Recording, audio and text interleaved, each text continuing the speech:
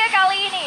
Dan tentunya arah pesawat cukup adil di area Forge menuju ke arah Mount House. Karena gue lihat di sini beberapa tim udah mulai turun, terutama di area Lumbermill ada 2 tim sekaligus, ada Tang City Esport dan juga Void Ordinary. Yes, ada Fine Ordinary juga, tapi kita lihat nampaknya Fire Brigade ini udah mulai ada satu pertempuran di mana Shashokers juga yang berhasil connect ke arah seorang Kiba di sini, mengharuskan Kiba untuk mundur tanpa adanya resource yang ia miliki. Shashokers yang kedua pun connect, langsung diras begitu saja dan menurunkan satu vehicle, tidak bisa berbuat banyak. DJ Sports kali ini mampu menjatuhkan seorang Kiba begitu saja, sementara dari seorang Dudes coba untuk melakukan backup fire, namun nampaknya agak sedikit sulit karena kita lihat dari seorang Chester sudah mulai memantau pergerakan dari seorang Dudes, begitu pula dengan Andrew Q yang sedikit demi sedikit sudah mulai maju ke arah seorang Dudes. Coba untuk setup terlebih dahulu, ditunggu momentum yang pas.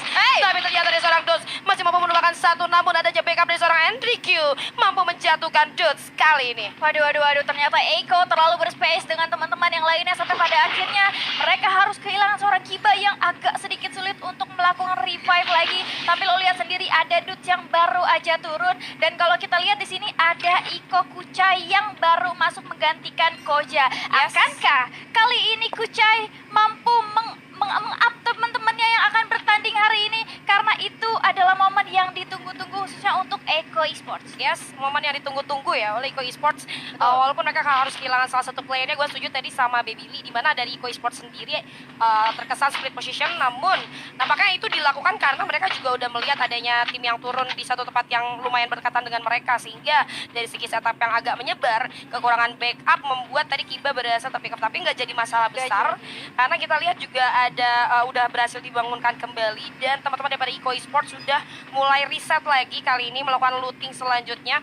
Tapi mungkin ini akan menjadi satu peringatan terhadap Eiko Esports, dimana kan mereka baru dihidupin lagi nih satu playernya, yaitu Kiba, dan itu mengharuskan dia memulai lagi dari awal, sementara dari musuhnya udah rotasi duluan. Kita lihat udah mulai pindah lagi ke checkpoint selanjutnya, sehingga itu akan menjadi informasi tersendiri untuk DJ Esports bahwa Eiko Esports nanti bakalan jalan dari arah sana. Nah, tepat sekali. Tapi dengan adanya Kiba yang di take down tadi, setidaknya mereka dapat information bahwasannya ada DG Esports di arah sana. Dan kalau kita lihat dari DG Esports sendiri, mereka udah mulai bergerak, walaupun dengan kehilangan beberapa player Eiko, itu membantu sebuah kill tambahan dari DG Esports sendiri. Tapi mereka sepertinya dari segi resource udah sangat kekurangan banget, Lo lihat sendiri dia nggak punya medkit, nggak punya global grenade, baru satu, bahkan face-nya masih sangat kosong banget. Dan ini kalau misalkan mereka memilih untuk bermain secara defensif dengan cara mereka menahan diri di satu kompon rumah aja, itu nggak menguntungkan untuk mereka sih. Well, at least mereka udah dapetin 2 poin eliminasi, that's good enough buat mereka.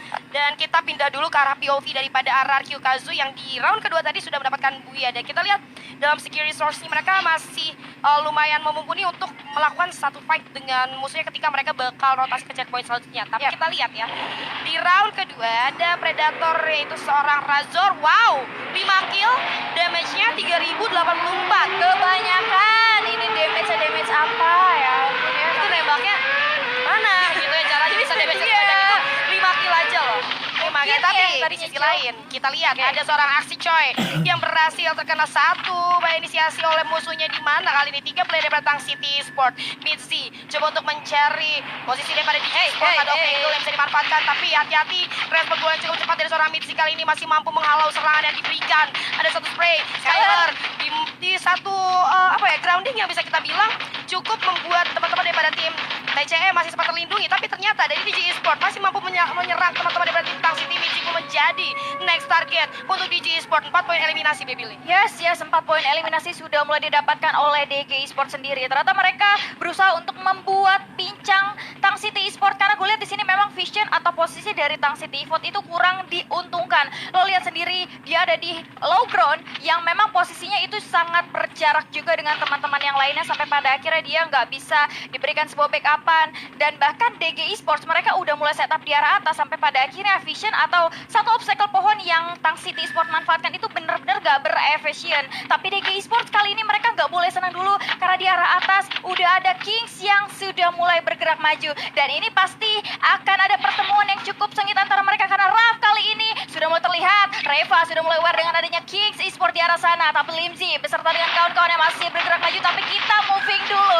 Ada Aura Ignite yang sudah mulai melakukan kontes kali ini karena Ombak sudah mulai terjebak dengan adanya beberapa global yang sudah mulai di pop up di arah sana. Agak sedikit terhambat pergerakannya karena gue lihat dari Adrian sendiri coba untuk menghancurkan satu buah global. Inisiasi jumpsuit dilakukan di mana Adrian harus di take down, di mana Aura berarti tersisa 3 player lagi. Masih bisa di revive lagi, tapi di sisi lain I'm good harus di take down. Ini artinya Aura hanya berdua saja tapi masih bisa karena di sini Gardu berusaha untuk memberikan tembakan yang menggunakan shotgun double barrelnya Tayo. Di sisi lain Jazz kali ini datang secara tiba-tiba dan bahkan Aura Ignite harus puas di posisi ke-12 ternyata. Ternyata. Maaf nih gara-gara gue bilang Buya jadi tusun kan? Enggak. Ini Tapi salah ya. Tapi di sisi lain juga kita lihat ada Kings Esports yang ternyata terlihat seorang diri dan coba untuk bergerak maju. Tapi kalau ngomongin tentang Aura Ignite sendiri, tadi kita melihat bahwa dari Aura Ignite yaitu Ombak dan Adrian yang terjebak di dalam rumah Tayo itu dibaca dengan sangat baik oleh teman-teman dari tim Onyx. Betul. Adrian yang kenok itu menjadi satu momentum untuk teman-teman dari Onyx melakukan serangan ke arah 2 player yang lain di arah luar. Dan momennya itu adalah ketika, oh ini satu kenok ternyata Ombaknya lagi revive dulu nih. Dan itu langsung dibaca sama Onyx untuk mengabsen yang ada di luar. Sehingga tersisa 2 player aja, kita tahu kekurangan manpower atau keunggulan personil yang dimiliki oleh Onyx itu berdampak cukup besar di series dari segala arah. Tapi kita lihat dari DJ Esports, wow kali ini udah secure 7 poin eliminasi ya. Apa ini adalah salah satu dampak dari kehadiran seorang Skybeam? Saya kita lihat bahkan Skybeam sudah mendapatkan 3 poin eliminasi sejauh ini. Kalau misalkan mereka dapat 3 poin tambahan itu artinya dari Kings Esports ya, karena sejauh tadi gue lihat terakhir mereka bertemu di arah sana. Tapi kita moving dulu karena kita lihat dulu POV dari EVOS Divine. Mereka memanfaatkan vehicle dan memang gue hampir sering banget lihat EVOS Divine mereka memang berusaha melakukan rotation itu menggunakan vehicle. Ada satu hal positif yang bisa mereka ambil juga dengan adanya vehicle. Mereka bisa masuk ke zona atau ke tempat yang mereka tuju itu dengan cepat tanpa ada hambatan apapun. Cuman masalahnya kalau lo ingat kemarin sempat ada kejadian EVOS itu kena danger waktu naik vehicle. Ingat gak lo? Nah itu yang bahaya sebenarnya. Tapi kalau kita ngomongin tentang vehicle ini adalah purgatory, namanya cukup besar. Jadi menurut gua mereka untuk mengamankan vehicle itu adalah satu hal yang cukup wajib hukumnya kalau kita purgatory, apalagi mengingat teman-teman dari EVOS Divine dan dari si gameplaynya mereka selalu bermain di luar zona terlebih dahulu, agak sedikit lambat untuk masuk ke dalam circle, tapi itu adalah salah satu strategi yang menurut gue semakin lama mereka berotasi semakin banyak juga mereka bisa nabrakin tim-tim lain yang buru-buru untuk masuk ke dalam circle. Itu gak masalah karena kalau kita lihat dari EVOS Divine sendiri segi ofensifnya itu benar-benar cukup kuat ya, jadi gak apa-apa, gak masalah untuk rotasi yang cukup terlambat ya. Mereka masih ada di luar zona, masih coba untuk memaksimalkan resource yang mereka kumpulkan. Lalu mereka datang ke tim-tim lain checkpoint selanjutnya dan mereka siap. Tapi kita lihat kali ini nampaknya tim Boy Ordinary sudah mulai menyadari adanya seorang Raf di sana. Langsung aja satu inisiasi dilakukan terhadap seorang Raf. Walaupun dengan banyaknya komponen yang mengatakan, tapi ternyata terbaca cukup jelas pergerakannya oleh seorang Alif. Langsung dijatuhkan. Sementara itu kita move lagi ke arah POV daripada RRQ Kazu dan juga Sas. Kali ini yang mana dari seorang Maybe sudah mulai memberikan beberapa pressure terhadap teman-teman daripada tim Ses. Satu tembakan sudah mulai masuk, ada Skylar yang diluncurkan juga kali ini dari seorang Abai. Coba untuk menyelamatkan seorang Razor, apakah masih bisa? Tapi kita lihat daripada tim Ses sendiri coba untuk mundur, ditarik mundur ke arah belakang. Namun di sisi lain ternyata ada MBR Epsilon yang sudah siap untuk memecahkan fokus daripada RRQ Kazu itu, Baby. RRQ Kazu ternyata dikejutkan dengan adanya MBR di arah sana. Tapi memang apesnya ini terhadap tim Sesi karena mereka terusir begitu aja dengan posisi yang tersandwich. Tapi kita akan keep terlebih dahulu obrolannya karena gue lihat di sini Valdo sudah mulai siap-siap menggunakan satu pot tembakannya ke arah depan. Menembak satu orang Maybe yang masih belum connect juga. Masih ada beberapa obstacle yang sudah mulai menghalangi di mana MBR.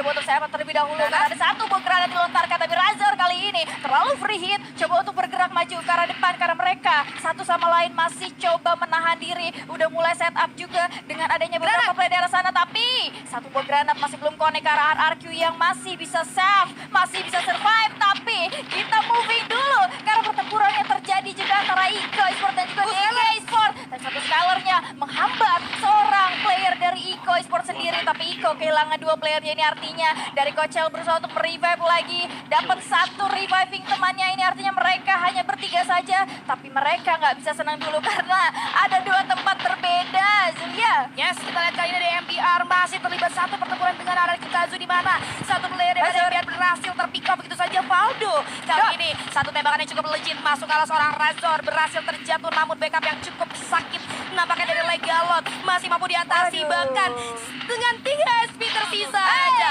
Dan itu dia berhasil menutup perjalanan daripada Araki Kazu. Ini menarik banget ya. Kenapa gue bilang menarik? Karena kalau kita lihat tadi dari MBR itu asalnya ada di lower ground. Nah, Araki Kazu di atas kan. Sehingga dari visionnya Araki Kazu tuh lebih luas lagi daripada MBR. Dan MBR ngambil jalur ke kanan, ke grounding yang lebih tinggi daripada Araki Kazu. Sehingga vision mereka jadi lebih jelas lagi. Tapi kita tahu pembahasannya di mana kita lihat dari seorang Kochil sudah mulai terlihat jelas oleh seorang Skybeams. Diberikan beberapa tembakan peringatan saja. Tapi nampaknya akan memancing tim lain untuk hadir di mana Shockwave yang berhasil connect ke arah depan. Kali ini coba untuk ditahan terlebih dahulu namun dari seorang Riley bakal melakukan satu upaya flanking melihat seorang Skybeams yang sudah mulai bergerak mundur. Chester hati-hati sudah mulai terlihat pergerakannya, beberapa hit sudah mulai masuk, satu respon goal yang masih cukup cepat dari seorang Chester. Untung ada bebatuan Baby. Untung ada bebatuan sampai pada akhirnya Chester masih bisa survive. Dan kita moving dulu karena satu gol dia sudah mulai dilontarkan ke arah tower yang sudah mulai dimanfaatkan oleh Kings.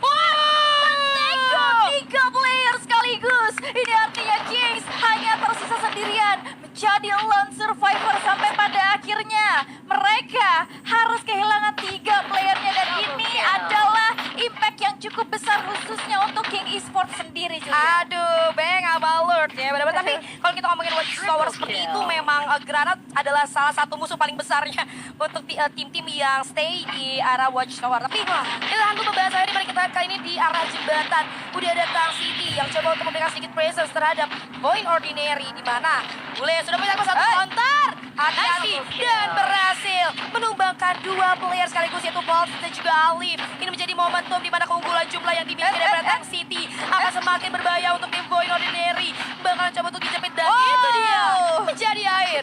Void Ordinary yang harus dipulangkan di posisi ke-10. Ini M79 dari Bule sangat berimpact ya. M79 yang langsung connect kedua orang langsung diculik sampai pada akhirnya lawannya benar-benar tergesa-gesa dan ditumbangkan. Void memang lagi apes banget, dia harus tumbang di posisi ke-10. Tapi kita lihat dulu nih pergerakan dari DG karena mereka udah mulai war dengan ada SAS di arah sana. Tapi terlalu free hit sampai pada akhirnya dia harus mendapatkan feedback damage di sisi lain. Kings Esports yang tadi tersisa sendirian. Mereka sudah mulai tumbang di hashtag 8 lagi. Ya, harus tumbang di hashtag 8. Tapi kita pindah ke arah POV-nya EVOS Divine di mana tersisa 2 player saja yaitu Abax dan juga Rasha kali ini. Well, dari Abax sudah masuk ke dalam circle, tapi di sisi lain juga kita lihat ada MBR Epsilon yang harus puas saja di posisi ke-7. 6 tim tersisa kali ini dan 17 orang yang masih hidup di mana. Dari seorang Lord kali ini sudah mulai melihat adanya pergerakan dari teman-teman DJ Esports bakalan bergerak. Ini masih 3 player yang hidup dari Island of Gods ya, menjadi satu keuntungan yang lumayan bagus dan bahkan masih sempat menghidupkan seorang Azrael ya kali ini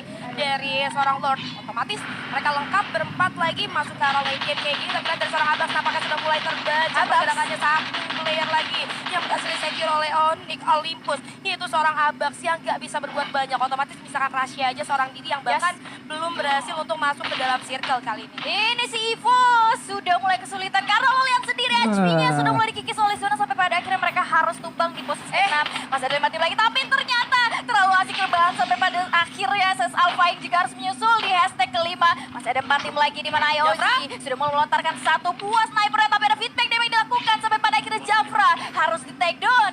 DG Esports kali ini sudah mulai tumbang, masih ada 3 tim lagi dan IOG untuk dengan 4 playernya. Apakah kali ini IOG dan Onyx akan berperang sangat sengit karena mereka masih itu dengan 4 playernya Julia? Iya ya, tadi ada yang menarik ketika Jafra melakukan satu main pick off, dia nggak buka duo padahal duo dia banyak. Nah kita lihat kali ini sisi lain Gare sudah mulai melihat teman-teman dia pada Tang City di mana satu playernya berhasil dijatuhkan walaupun terhalang satu pohon, tapi ternyata pandangan yang cukup mantap dari teman-teman Onyx Olympus dengan 12 poin eliminasi kali ini.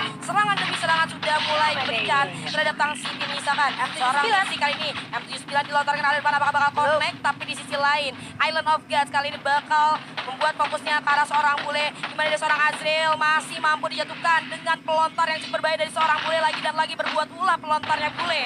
Bakal langsung dibalaskan saja kematian dari seorang Azrael dan menutup perjalanan pada Tang City Esports. Dua tim tersisa kali ini dari Onyx Olympus dan juga Island of Gods yang bakalan bertemu di area open field. Ini dia resource mereka benar-benar diuji, di mana kita lihat dari seorang Bang coba bergerak maju sedikit lebih dekat lagi terhadap Onyx Olympus. Zack coba berjaga dari balik batu, di mana kita lihat Lord sudah mulai terbaca pergerakannya oleh seorang Zack. Satu tembakan menghancurkan goalnya sudah mulai dibuka, tapi masih belum mampu melihat ke asal.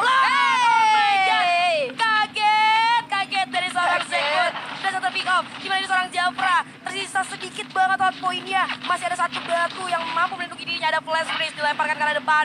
Delay pergerakan daripada Island of Gods, tapi dari seorang Gare harus dihancurkan duonya dan langsung terjatuh begitu saja. Tembakannya cukup mantap kali ini dari teman Island of Gods, sementara dari Azrael dan Lord harus berlindung di satu batang pohon yang sama. Dan sekali lagi diluncurkan ke arah sana. Tayo, apakah yang akan kamu lakukan? Prince of Headshot kita kali ini sedang diuji dengan adanya 3 player dari Island of Gods yang siap untuk masuk ke arah seorang Tayo. Satu pelontar ke arah depan, tapi masih belum mampu untuk menemukan seorang Azrael yang sedang melakukan upaya reviving. Satu respon bola yang agak sedikit terlambat, tapi Jafra langsung nge-flank ke arah kiri. Dari sisi kanan udah ada Lord juga sama Azrael. Udah benar-benar tersandwich banget posisi dari seorang Tayo. Dan ini